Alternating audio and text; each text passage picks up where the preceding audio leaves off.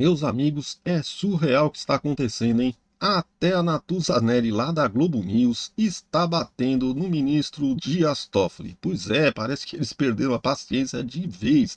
A Natuzaneri era uma defensora contumaz aí dos ministros do STF, principalmente durante esse processo onde o ex-presidente Jair Bolsonaro estava sendo julgado. Então ela estava sempre defendendo os ministros do STF, defendendo as atitudes, mesmo quando os ministros cometiam erros crassos, né, erros óbvios aí, eram criticados por juristas renomados, mesmo assim ela defendia os ministros, estava sempre ali à frente da defesa dos ministros. Mas agora ela está com esse caso do Banco Master, esse escândalo do Banco Master que está deixando a República em verdadeira polvorosa. Ela está criticando o ministro Dias Toffoli, que é um dos mais petistas dos ministros, né? E, inclusive, é um ministro que até hoje só tem a formação de advogado, um ministro que não tem saber jurídico, né? Não tem reputação ilibada, é um cara bem fraquinho e está lá porque foi colocado no Lula justamente para fazer esse tipo de coisa, né? Defender os amigos do rei. Vamos assistir aqui, pessoal, porque esse conteúdo tá incrível e vocês não vão se arrepender. Aí os comentaristas da Globo, a Natuzaneri e outros comentaristas descendo a lenha no ministro Dias Toffoli. Vamos assistir. Do vapor em Brasília, já já a gente vai mostrar como é que estão as reações a isso, mas tem um outro caso mexendo muito com Brasília neste momento, que é do Banco Master. Continua mexendo em um tabuleiro em que as peças são autoridades do alto escalão da República. As recentes decisões do ministro do STF, Dias Toffoli, colocaram no centro das atenções a Polícia Federal e a Procuradoria-Geral da República. Hoje, por exemplo, em mais um movimento, Toffoli determinou que 4 agentes da PF vão poder analisar as provas apreendidas nas operações envolvendo o banco, o que é algo muito incomum. Daqui a pouco a gente explica mais por quê. Antes, deixa eu conversar com a Júlia Lindner, que vai trazer um pouco dessas atualizações sobre a decisão do ministro Dias Toffoli. Júlia, boa tarde. Boa tarde, Natuza, para você, para todos que nos acompanham. Essa é mais uma decisão do ministro Dias Toffoli, que corre dentro desse processo sigiloso que acompanha o caso do Banco Master no Supremo Tribunal Federal, mas que ele optou por tornar pública. Então, nesse caso, ele fez um despacho para autorizar 4 peritos da Polícia Federal, que ele cita nominalmente, e nesse caso ele diz que esses peritos listados por ele nesse despacho vão poder acompanhar a extração de dados de materiais que foram apreendidos nessa segunda fase da Operação Compliance Zero ontem e também fazer a realização de perícia. Além disso, ele falou que esses peritos vão ter livre acesso ao material que vai contar com o apoio também da Procuradoria-Geral da República. Para a gente relembrar esse caso, ontem o ministro Dias Toffoli inicialmente falou que todo o material apreendido nessa operação envolvendo o Banco Master iria ser lacrado e levado para o Supremo Tribunal Federal. Depois disso, a própria Polícia Federal recorreu pedindo que a autoridade policial tivesse acesso a esses dados, fizesse a perícia já de imediato. O ministro não se manifestou sobre isso. A Procuradoria-Geral da República também fez esse apelo para que esse material fosse para a Polícia Federal, mas depois disso houve uma alternativa proposta pela própria Procuradoria-Geral da República para que a PGR, o Ministério Público Federal, fizessem a extração desses dados. Por isso, o Toffoli acabou determinando que esse material todo fosse para a PGR, por isso agora tem essa decisão desse compartilhamento do acesso ao material. Para a gente entender melhor também, normalmente seria praxe que a Polícia Federal tivesse acesso a esse material, mas nesse caso houve essa outra opção por parte do ministro relator Dias Toffoli. E, além disso, também a Polícia Federal chegou a fazer apelos no sentido de ter acesso a esse material, porque a gente está falando de 39 celulares apreendidos na operação de ontem e 31 computadores. Esse é o material principal que a Polícia Federal quer ter acesso e precisa ter acesso rápido, justamente porque tem um risco a esse material, caso ele tenha uma tramitação ali muito prolongada, inclusive por questão de bateria, acesso à internet, tudo isso poderia prejudicar e tinha essa pressa na análise desses dados. Além disso, ontem, além de celulares e também dos computadores, foram apreendidas armas, dinheiro em espécie e também carros, que são avaliados em mais de 16 milhões de reais. Então tem um material considerável que vai ficar agora sob tutela da PGR, mas o principal que a PF está mirando é realmente esse material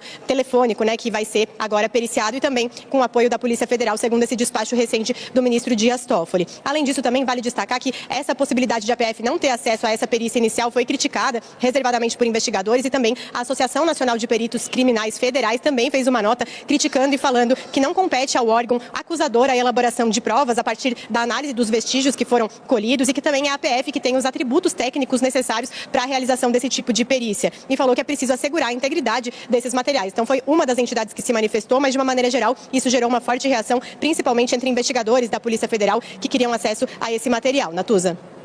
Júlia, eu vou te fazer uma pergunta. Você já ouviu falar em algum noticiário no Instituto de Criminalística da Procuradoria-Geral da República?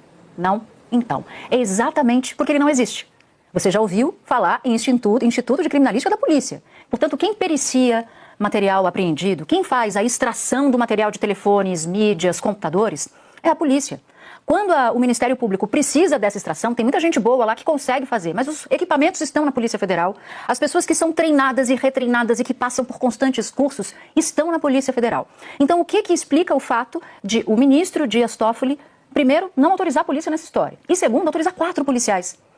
Então não é nem um recuo, é um semi-recuo, ínfimo, porque ele está autorizando 4 policiais para periciar 39 telefones celulares, fora o restante, pendrives, computadores, laptops, HDs externos, que podem ter sido apreendidos. Não há braços para isso. Não há braços. 4 policiais federais não dão conta disso. Mas por quê? O receio parece tão grande de se botar a mão nos celulares ou no celular de Daniel Vorcaro. De quem é esse receio? Por que a Polícia Federal, que vai, investiga e que vai periciar o documento, você precisa, quando você apreende um aparelho celular, você precisa fazer o espelhamento desse aparelho para ir tirando tudo de lá. Depois que você tira tudo de lá, você tem que analisar os conteúdos, os diálogos, os prints, os vídeos, as mensagens apagadas. Quem tem software para fazer isso é a Polícia Federal. E por melhor que seja o Ministério Público Federal, a própria Procuradoria-Geral da República, que tem gente da melhor qualidade, essa atribuição sempre foi da polícia. Mas por alguma razão que não está explicada, a Polícia Federal está alijada desse processo. E a notícia de autorização de 4 policiais federais para extrair o material de uma operação que é chamada de maior fraude financeira da história, uma investigação muito grande. Não dá para fazer com 4 policiais, nem dá para fazer só com a Procuradoria-Geral da República. Dito isso, eu tenho aqui o auxílio luxuoso de Reinaldo Turolo Júnior, que conhece tudo e mais um pouco do mundo da investigação. Me diga se eu falei alguma impropriedade aqui, meu amigo Turolo. Parece que a Natuza Neri finalmente tomou consciência de que os ministros do STF talvez não sejam essas pessoas de reputação tão ilibadas, né, tão maravilhosos, esses semideuses que vivem lá, né, no Planalto Central, dentro do STF, né, essas pessoas que são verdadeiros, olha, são julgadores do mundo, pessoas que estão acima dos outros, né? Talvez ela esteja se dando conta de que eles não estão com essa bola toda assim. Vamos continuar aqui, gente. Ai, eu me divirto com tudo isso. Flor. O Palácio do Planalto... Chegou? A minha apuração é que o Palácio do Planalto está, sim, muito preocupado com essa questão, né? Hoje houve uma reunião para falar de segurança, combate ao crime organizado, onde ministros chamaram, inclusive, representantes de outros poderes, né? A Procuradoria-Geral da República. Será que eles estão preocupados em combater o crime, né? Achar os culpados e criminalizar aí, né? Punir os culpados? Ou será que eles estão preocupados em esconder toda, né, tudo que aconteceu, toda a roubalheira? Estava o ministro Alexandre de Moraes como presidente, neste momento, do Supremo Tribunal Federal. Ele divide o recesso com o presidente Edson Fachin, que está de férias neste momento. Então, todos foram discutir a questão da segurança pública, colarinho branco, grandes crimes. E este foi um dos temas. É claro, se discutiu outros temas também, fintechs, bets, o devedor contumaz, mas este é um tema que já chegou no governo. Se a gente andar umas casinhas para atrás, a gente vai lembrar que quando houve aquele ataque do TCU ao Banco Central, e foi lido assim, não só pelo Banco Central, mas por muita gente do mercado financeiro, enfim, a estranheza daquele momento, das chamadas do Tribunal de Contas da União para que a Polícia Federal explicasse o processo de liquidação do Banco Master, naquele momento já houve uma intervenção do governo em pedir para que o presidente da Corte, do Tribunal de Contas da União, tentasse amenizar a situação, e foi o que ocorreu, baixou a temperatura. Agora, o que se vê é um ataque à Polícia Federal. Então, o ministro Dias Toffoli é o relator do caso. Lá atrás, quando ele determinou uma cariação, sem mesmo que as pessoas tivessem sido ouvidas, ele já tinha colocado a Polícia Federal de lado. Quem faria a cariação era o seu próprio gabinete. Foi demovido e acabou havendo depoimentos a uma delegada da Polícia Federal. Agora, tanto ontem quanto hoje, as decisões do ministro Dias Toffoli centram num medo gigantesco de algum vazamento. Há, inclusive, algo que investigadores e pessoas, até pessoas do mundo judiciário, dizem que não é normal, que é a indicação nominal dos peritos, de maneira a expor esses 4 peritos também ficam expostos, foram citados nominalmente na decisão, só eles têm acesso, mas é um material que fica dentro do Ministério Público, na Procuradoria-Geral da República, e isso cinge a investigação, isso divide a investigação, porque ela acaba ficando com a primeira parte na Polícia Federal, a segunda no Ministério Público. Quem ganha com isso? Ganha quem não quer que essa investigação ande, e essa é uma investigação que interessa a todos os brasileiros, porque há sim dinheiro envolvido de bancos públicos, de pessoas que ainda não receberam de volta os recursos, mesmo os garantidos pelo Fundo Garantidor de Créditos, há fundos de pensão públicos de servidores municipais, estaduais. Então essa é uma investigação que interessa sim a todos os brasileiros, e o que a gente está vendo é uma tentativa de descrédito da Polícia Federal. Isso está causando sim reações dentro do governo, no próprio judiciário, porque isso tudo cada vez mais, Natuza, se mostra como um caso cheio de novidades, né? Cheio de questões que fazem dessa investigação toda do Master muito diferente, e certamente porque ela atinge pessoas que não estão querendo que venha a público todo esse material da investigação e que vem sendo apreendido. A gente vai ter que acompanhar de perto essa investigação. Sem dúvida nenhuma. Aliás, esse é o caso rumoroso com maior índice de exotismos de que se tem notícia. A Ana citou um outro exotismo. O despacho do ministro cita nominalmente 4 peritos. Não se faz isso com um policial federal. Quem assina pedidos de diligências é normalmente um delegado. Delegado, na hierarquia da Polícia Federal, ele tem, o cargo dele o blinda de uma certa maneira, então ele normalmente aparece. Agentes, quando assinam alguma petição, normalmente aparecem, mas assim, nominar os peritos, esses peritos podem ser objeto, por exemplo, de tentativa de ameaça ou alguma coisa que o valha. Também é exótico o juiz dizer, esses aqui são os peritos que vão trabalhar. E, aliás, na decisão estava sendo dito que eles vão acompanhar as perícias. Não, perito não acompanha a perícia. Perito pericia. Ele realiza perícia. Então tem um erro até na descrição da atribuição do perito. E perito criminal, gente, por isso que eu disse que não existe Instituto de Criminalística da PGR nem do Ministério Público. O perito criminal só existe em um lugar, na Polícia Federal. Federal, só na PF. Turolo, falei algum absurdo aqui de tudo que eu disse, porque o especialista em mundo da investigação aqui é você. Boa noite, Natuza. Boa noite a todos que nos acompanham. Ana, Natuza não falou nenhum absurdo, está correta a sua análise. A Ana até colocou essa questão de citar nominalmente os peritos. Nós não sabemos por que Dias Toffoli resolveu ter esse procedimento diferente dos outros casos, né? Pelo menos os outros casos a que nós estamos acostumados aqui na cobertura desse mundo policial e político aqui em Brasília, porque ele não justifica na decisão, seria oportuno que ele escrevesse ali por que é que há essa desconfiança da Polícia Federal, porque o fundamento da decisão permitiria que nós analisássemos os motivos dela, mas não há esse fundamento, então tudo que se especula aqui em Brasília é que seja relativo a um possível medo de vazamento, mas isso não está escrito, então é uma intuição desses atores que nós acompanhamos. Agora, depois todas essas dúvidas, né, em meio a esse vai e vem, o Procurador-Geral da República, Paulo Gonet, e o Diretor-Geral da Polícia Federal, Andrei Passos Rodrigues, fizeram uma reunião no começo da tarde de hoje, e nessa reunião eles discutiram, na prática, como é que vai ser a análise desse material que foi apreendido na segunda fase da Operação Compliance Zero, que investiga supostos desvios do Banco Master. Então eles decidiram o seguinte, segundo o interlocutor de Gonet na PGR, me contou agora há pouco, que a PF vai fazer a extração dos dados dos celulares, porque havia um risco de perder esses dados em razão do tempo. O transcorrer do tempo poderia fazer com que os dispositivos eletrônicos, celulares ou computadores, acionassem algum instrumento, algum mecanismo de segurança e destruíssem esses dados. Então, diante disso, a PF vai fazer a extração e depois a PGR vai fazer a análise, o tratamento desses dados. Sendo assim, o envio imediato dos celulares e computadores apreendidos para a PGR, que era aguardado, não vai mais acontecer. A PF vai fazer a extração dos dados inicialmente e depois submeter isso, enviar isso para a Procuradoria-Geral da República. Você mencionou que a PGR não tem um INC, um Instituto Nacional de Criminalística, é um fato. O que a PGR tem é um setor dentro dela chamado SPEA, que é o setor de pesquisa, perícia e análise do Ministério Público Federal, que fica aqui na sede da PGR em Brasília. Esse setor, segundo os técnicos do órgão, tem capacidade para extrair dados e para analisá-los. Então eles dizem, inclusive, que isso já foi feito em alguns casos, no passado, como nas investigações do 8 de janeiro, quando eles extraíram mensagens de celular dos celulares que foram apreendidos com as pessoas que foram flagradas, destruindo prédios na Praça dos Três Poderes ou depois no quartel-general do Exército no dia seguinte. Então, e na Lava Jato também, as pessoas dizem que havia uma praxe aí de o Ministério Público Federal atuar fazendo a extração e o tratamento das mensagens. Só que isso realmente não tem sido a prática mais recente, comum e recorrente que nós temos acompanhado. De todo modo, Dentro do MPF, isso foi visto como uma coisa boa para eles, essa decisão do ministro Toffoli, porque sempre há, Natuzzi, e você vai se lembrar disso, essa disputa de protagonismo entre o Ministério Público Federal e a Polícia Federal nas investigações criminais. Então foi visto por alguns interlocutores da Procuradoria-Geral da República como uma reafirmação, a oportunidade de reafirmação da capacidade, da atribuição de investigação do Ministério Público. Alguns procuradores dizem que a Polícia Federal captura para ela somente essa questão, essa discussão sobre as investigações e o Ministério Público se viu contemplado. Isso eu estou trazendo apenas a análise de algumas pessoas do órgão, né?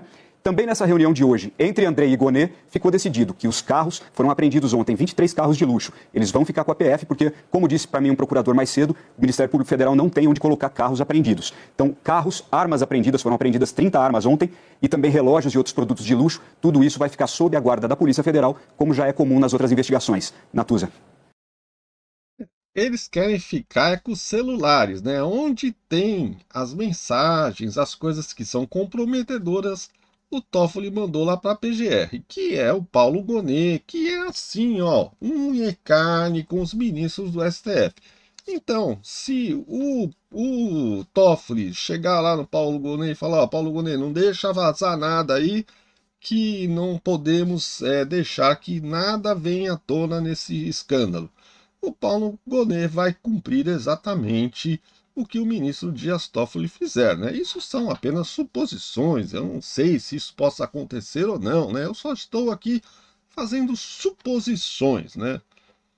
Turolho, eu conversava com um procurador muito versado em grandes investigações e ele citava essa secretaria e ele dizia o seguinte, olha, você deve conhecer mais a estrutura, Turollo, hoje em dia, mas a secretaria ela não é muito nova, ela não é muito antiga, né? Acho que data de 2015 e, segundo esse procurador, mesmo que houvesse um foco absurdo de dinheiro e energia, a estrutura é infinitamente menor, até porque a gente vem de uma situação de aperto orçamentário em que muito dificilmente se aumentou o dinheiro em montante satisfatório para dar a uma secretaria a mesma estrutura, uma estrutura equiparável do Instituto de Criminalística. E esse procurador dizia o seguinte, estou aqui tentando achar a mensagem dele, ele ficou boquiaberto. E olha que a gente fala de uma realidade, Turollo, Ana, Joel conhecem bem, em que do ponto de vista institucional há muitas arestas. A relação de Polícia Federal com o Ministério Público normalmente é uma relação mais custosa, não numa investigação específica, porque muitos procuradores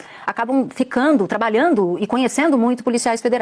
Mas do ponto de vista institucional, o Ministério Público, por exemplo, não gosta que a Polícia Federal celebre acordo de delação premiada. A Polícia Federal sempre quis fazê-lo, só conseguiu isso não muito tempo atrás por autorização do próprio Supremo. Então são instituições que têm ali umas rusgas. Mas esse procurador, experiente em investigações de grande porte, ele disse o seguinte, olha, eu espero que a cúpula da PGR nesta matéria, né, neste assunto, entenda o tamanho do problema, porque hoje é a Polícia Federal que está sendo alijada de uma investigação importante. Amanhã podem ser procuradores e que neste particular as duas instituições respeitáveis e confiáveis se apoiem, porque a cara feia para um, dependendo da conjuntura, pode se transformar numa cara feia para o outro. Pois é, Natuza, com certeza essa rivalidade. Eles ainda insistem em dizer que certas instituições, como a PGR, são confiáveis, né? Mas eu tenho aqui as minhas dúvidas, né? Eu acredito que duvidar ainda é nosso direito, né? Eu tenho minhas dúvidas sobre a confiabilidade da Procuradoria-Geral da República. Entre Ministério Público e Polícia Federal tem um papel aí, bem lembrado a questão da delação premiada, né? Sempre fica essa discussão. Agora, eu queria trazer, assim, para o foco a pergunta, né? Por que o ministro Toffoli está tomando tantas decisões em sequência tão únicas, tão exóticas, num caso como esse, né? A gente viu uma sequência, primeiro, centralizou tudo no Supremo Tribunal Federal por conta de uma menção lateral ali de um deputado, ok. Impôs um sigilo amplo sobre absolutamente todos os fatos.